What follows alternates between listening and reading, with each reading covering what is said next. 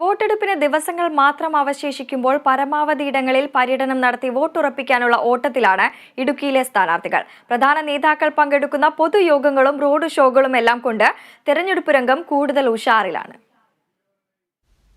ഇടുക്കി, എറണാകുളം ജില്ലകളിലായി വ്യാപിച്ചു കിടക്കുന്ന പാർലമെന്റ് മണ്ഡലം. ഒരു തവണയെങ്കിലും ഇടുക്കി ലോക്സഭാ മണ്ഡലത്തിൽ മുഴുവൻ ഓടിയെത്താൻ ദിവസങ്ങളെടുക്കും.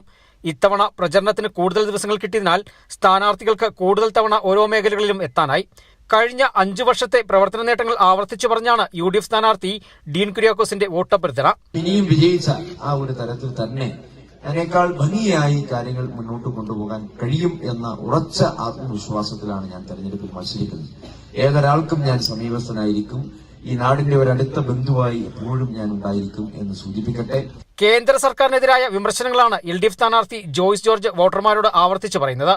നമ്മുടെ രാജ്യത്തിന്റെ ഭരണഘടനയും ഭരണഘടനാ തത്വങ്ങളെയും ഭരണഘടനാ ധാർമ്മികതയും എല്ലാം ഇല്ലാതാക്കിക്കൊണ്ട് ഭരണഘടനയെ തന്നെ ഇല്ലാതാക്കുന്ന നിലപാടുകളുമായിട്ടാണ് കേന്ദ്രം ഭരിക്കുന്ന ഗവൺമെന്റ് മുന്നോട്ട് പോകുന്നത്.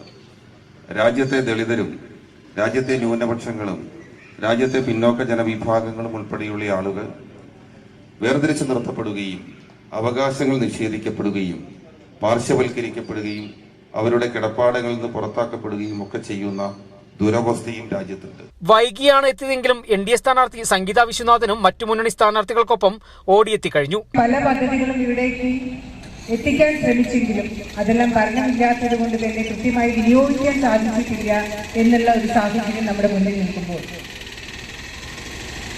ഇവിടെ ഇനി ആര് പ്രതിനിധിയാവണം?